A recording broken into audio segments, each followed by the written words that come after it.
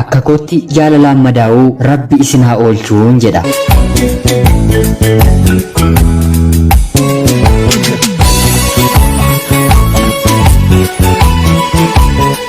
Ani maqaan koo Bilaal kanin jedhamu kanan dhaladhee guddadhe godina Baalee aanaa Sanaanaa keessatti yeroo ta'u ergan biyya koo lakkisee biyya hambaa jiraachuu eegalees kunoo har'a waggaa 8 fixeen jira. Kan ani jiraachaa jirus biyya Saawud Arabiyaa jedhamtu keessa.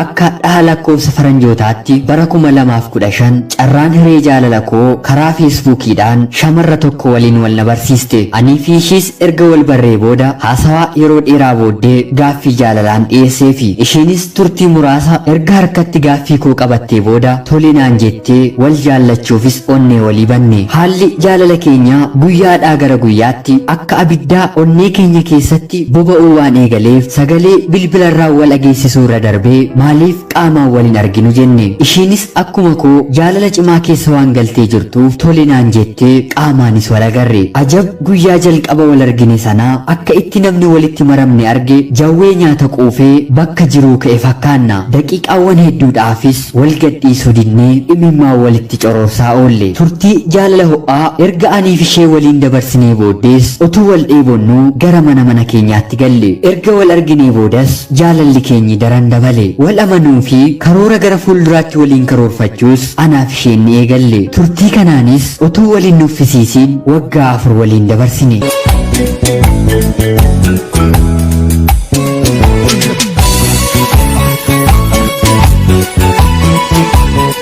Haa ta'uutii turtii yeroo kanaa booddee anaa fi isheen wal mufachiisuu eegalle. Dubbiin guyyaa tokko afaan ishee keessaa ba'u abbaa barbaadde bira deemuu dandeessaa naan jetti. Anis lakki akkasiin jedhamu anaaf si gara fuulduraatti karoora hedduu qabna jedheen yoo ishee gorsus akka ayyaanaatti ta'ee guyyaa tokko balaa natti taati. Anis yeroo dheeraadhaatiif jecha ishee ergan dandamadhee booddee lakki yaa jaalallee koo dubbiin ati deddeebitee natti haasa'aa jirtu kun gaaf tokko murtee hamaa na murteeffachiisuu danda'a jedhe. Haa ta'uutii isheen garuu gara jabeenyaan bakka barbaadde deemuu dandeessaa naan jetti. Anis deemuu dadhabeen utuu hin taane isheetiin eenyutti laadheen deemaa kan jedhu gaaffii gara biraa natti ta'e. Anis turtii yeroo dheeraa booda haala ishee waan hin dadhabeef nan deemaan jedhe. Haa ta'u malee garuu yeroon wantoota kaleessa dabarsine duubatti deebi'ee yaadu gonkumaa isheerraa fagaadhee jiraachuu hin danda'u. Ishiinis imimmaan harcaasaa cala'ii bakka garaa kee ga'e naan jettus haalli dubbii ishee fi miira isheerraati argamu gonkumaa waliin fakkaatu. Jaalalli dhugaa fi hin haalamne anaaf ishee gidduu sirriitti jira. Tarii waliin jiraachuun keenyi ishee nuffisiiseera ta'aa jedheen garaa jabaadheen miilla koo kaaseen deemsa koo jalqabadheen utuu ishee waliin bilbila haasa'aa jiruu imala daqiiqaa muraasa booda poolisii Saawudiitiin hin to'atame.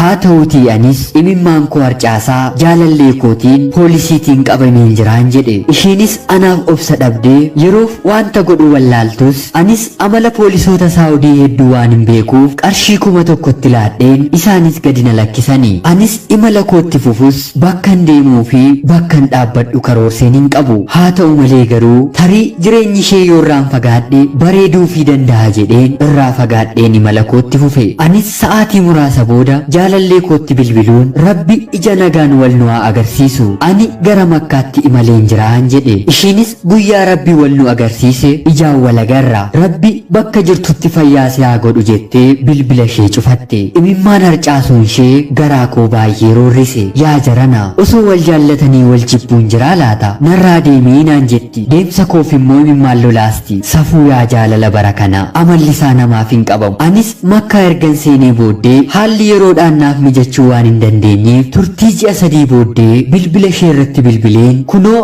amma haalli naaf mijatee jira. Yaa jaalallee koo yoo ammayyuu na jaallatta ta'e koottu waliin jiraachuu dandeenyaan jedhe.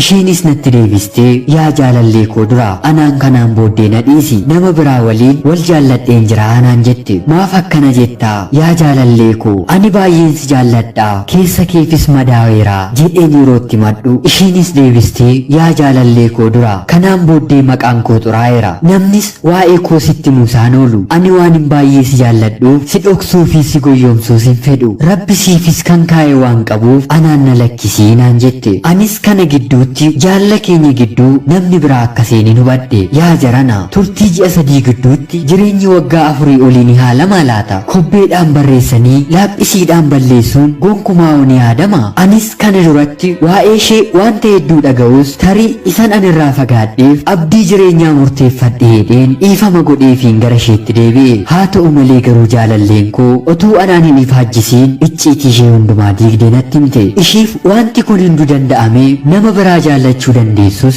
anaaf garuu gonkumaa nama biraa baruun kan hin danda'amnedha. Isheenis natti deebistee obsi waan hin danda'amne hin jiru naan jette. Otuun onneen ittiin obsu qabaadhee silaa isheen rakkisuun ture. Anis akkuma isheen kaatee nama biraa jaallatte nama biraa jaallachuu nan danda'a. Garuu ani onnee akkasii hin qabu. Haasoo imimmaan harcaasaa natti taphachuun ishee daran baay'ee na dhiphise. Jaalala keenya otoo beekuu kan gargar adda nu facaase rabbi haajaasaa hin dhawwatu. Isheenis jecha ishee sadhumaan akkuma rabbi hiree koo qajeelche siif isaa qajeelchu. Atis naaf kadhadhu anis siif hin kadhadha jettii bilbila narratti cufatte. Ani garuu akka dhuunfaa kootti ishee waliin adda baana jedheen gonkumaa yaadeen hin beeku. Kitaaba jireenya koo dubbiftee walakkaa geessee dhiifte. Anis jaalala isheetiin dhibbachaa sammuun koo na dhukkubaa kooluu hamaa keessan jira. Isin hiriyoonni koo maal akkanaan jettan hin beeku. Yaada keessan naaf firaatii jireenya koo daandii sirriirra buusa. Isa gargar nu baaseefis nama lamaan keenya beeku waan ta'eef utuu isin ta'e maal gootu? Ana obboleessa keessan Bilaal Saawud Arabiyaa Makkaarraa nagaatti.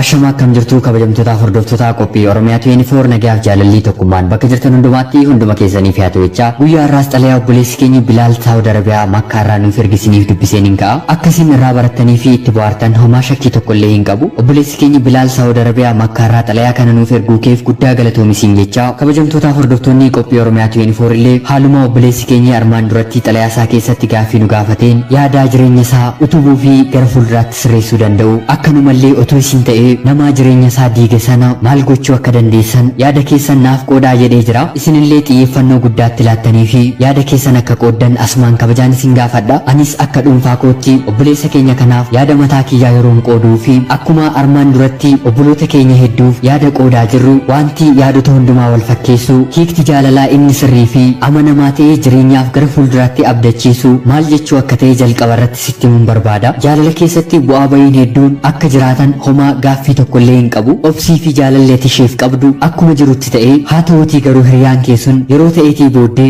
akka ati isheerraa fagaattu barbaaddee jirti. Kunis ta'uu kan danda'e jaalalli lamaan keessan gidduu wal nuffisiisaa ufuusaarraa kan ka'e jedheen akka dhuunfaa kootti nan yaada. Namni tokko isa tokkoon yeroo nuffisiisuu danda'utti inumaa deeminarraa jecha jedhu fayyadamuu ni jalqaba. Jechoonni akkasii yeroof yeroo dubbataman wanta salphaa fakkaatu malee booddee jireenya keenya keessa seenanii otoo nuti jaalala cimaa fi ho'aa keessa jirruuyyuu balaa nutti fiduu waan danda'aniif hariiroo jireenyaa keessatti jechoota gargar bahinsa fiduu danda'an irraatii eenyumti keenyiyyuu of qusachuuti ni qabna. Maaliif yoo jettan namni hundi keenya guutuu waan taaneef yookiin nama jireenya keenya guutee jiraachisuu danda'u haala salphaatiin deemnee argachuu waan dandeenyuuf jireenya gara biraa akka haaraatti barbaachuurra isuma qabannee jiru warqee goonee iddoo hir'atetti guutuudhaan jechoota hamaa otoo walitti hin baasiin jiraachuun ni danda'ama. Jaalallee tokkotu qabaatanii jaalallee gara biraa barbaaduun sagaagalummaadha. Namoonni hedduun hariiroo kanaan qaama isaanii of barsiisuurraatiin kan ka'e sagaagalummaan maal akka ta'e jalaa badee jira. Namni jireenya isaa keessatti sagaagaluu jalqabe jaalala isaaf, biyya isaaf, maatii isaaf illee gonkumaa ta'uu hin danda'u. Jireenya jechuun gammachuu fi gadda, jaalalaa fi jibba, rakkoo fi gadadoo waliin dandamatanii jiraachuudha. Keessumaa jireenyi jaalalaa adda kan ga'u firrii fi aanteen bakka nu biraa deemetti akka obbolaa, akka haadhaa fi abbaa waliif taanee wal bira dhaabbachuu kan dandeenyudha malee hir'ina keenya arginee kan walirraatii fagaannu miti. Namni hir'ina keenya argee jechoota garaagaraa nutti dubbachuu danda'a. Jaalallee keenya irraatii garuu wanti kun gonkumaa eegamuu hin qabu. Kan nama nuffisiisuu fi gargar nu baasuu jiraate irratti teenyee haasa'amuuti qaba. Jaalala keenyaatiif gaaffii yookiin hir'uu laachuu hin qabnu. Bakka nuti banaa goonetti namni biraan akka guutuuf carraa laachuun dogongoradha. Namni hundi akkuma guutuudha jedhee fudhachuu danda'u hir'uudhas of jedha. Namni guutuu fi eenyumaafiyyuu sifataa ta'ee addunyaa kanarraatii dhalate hin jiru. Garuu wanta kana hundumaa jaalalaan guutuun ni danda'ama. Wanti hir'atee hin guutamne jaalalaan gonkumaa hin jiru. Jaalalli akka uffataa ta'ee hir'inaa fi hanqina keenya nu duucha. Jaalalli bakkeetti nu ari'u garuu gonkumaa jaalala miti. Isa akkasiirraas hundi keenya of baraaruu qabna. Namni jaalalarraa erga adda bahee walitti deebi'uu waan danda'amu ta'us haalli ittiin walitti deebinu garuu of eeggannoon kan guutame ta'uu qaba. Jaalalli takkaa karaa dogongoraa barte gonkumaa hin deebitu. Kanaafi yeroo baay'ee hedduun keenyi hiriyaa jalqabaa keenyatti nama biraa dabaluun barbaannu. Baay'ee utuma miidhamnu waliin jiraachuus kan feenu. Kan obboleessa keenya mudates jireenya hedduu keessanii obboleessa koof yaadni dhumaan qabu dhugaan addunyaa kanarra jirtu kana ta'eetoo jiru ati garuu kanaan booddee hariiroo gara biraa eegali. Namni hundumtuu lafa kanarratti uumamee jiru jaalalaaf wal jaallatee wal kaadhimmachuuf fedha kan qabudha. Otoo sin barbaada jettuu imimmaan isheetu lolaaftuu gonkumaa jaalala dhugaa qabaattee hariiroo nama biraa waliin jalqabuu hin dandeessu. Akkuma isheen hariiroo gara biraa jalqabde atis hariiroo gara biraa jalqabiin siin jedha. Haa ta'uutii garuu wanti ati hubachuu qabdu jireenyi dubartootaa hedduun qorumsaan kan guutamedha. Jaallatanii otoo hin taane otoo hin jaallatiin wantoonni akka isaanitti seenaniif dirqisiisan karaa hedduuti jira. Isheen jaalala gara biraa jalqabdus jaalala obbolummaa kee gonkumaa irraan fageessiin dhaamsa koo isa dhumaati. Egaan kabajamtootaaf hordoftoonni qophii Oromiyaa 24 illee obboleessa kiyyaaf yaada keessan akka qooddan dabalataan kabajaan isin gaafachaa namoonni chaanaalii keenyaaf haaraa taatan sabskiraayib gochuun maatii keenya taatanii xalayaa jaalalaa yookiin seenaa jireenyaa akkanumallee asoosama yoo qabaattan karaa lakkoofsa bilbilaa keenyaa diskiripshinii viidiyoo kanaa jalqabaa irratti argamuun karaa teelegiraamii nuuf qooduun irratti hirmaachuu ni dandeessu. Sheerii fi laayik gochuun deeggarsa keessaniin nu waliin dhaabbadha. Haga yoonaattis warra nu deeggaraa jirtaniif guddaa isiniin galateeffadha. Yaada chaanaalii kanaaf qabdanis komentii jalatti naaf qooduu ni dandeessu. Hanga danda'ame anis irratti hojjechuuf nan yaala. Qophii gara biraatiin hanga walitti deebinutti Rabbi addunyaa kanaaf araara isaa deebisu jecha qopheessuuf qindeessuun kan isinii waliin ture Gammachiis Tashoomiin jedhama. Nagaa fi jaalalli bakka jirtan hundumaatti isiniif haa ta'u. Horaa bulaa.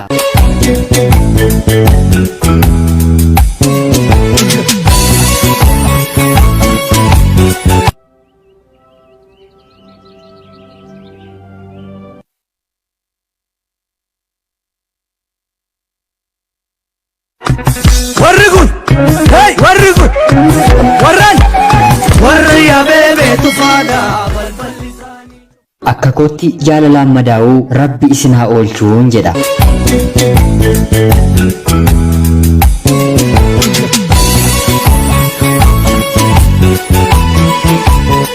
Ani maqaan koo Bilaal kanin jedhamu kanan dhaladhee guddadhe godina Baalee aanaa Sanaanaa keessatti yeroo ta'u ergan biyya koo lakkisee biyya hambaa jiraachuu eegalees kunoo har'a waggaa 8 fixeen jira. Kan ani jiraachaa jirus biyya Saawud Arabiyaa jedhamtu keessa.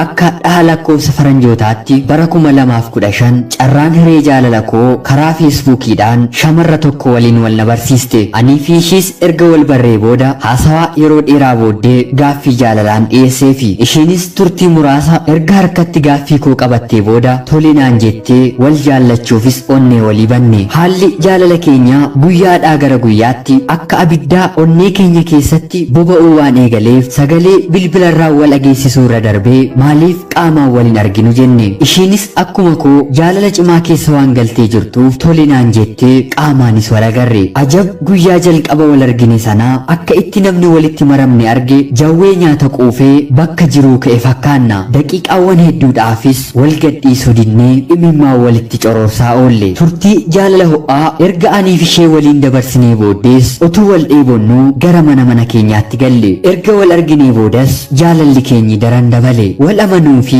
karoora gara fuulduraatti waliin karoorfachuus anaaf isheen ni eegalle. Turtii kanaanis utuu waliin nuffisiisiin waggaa 4 waliin dabarsine.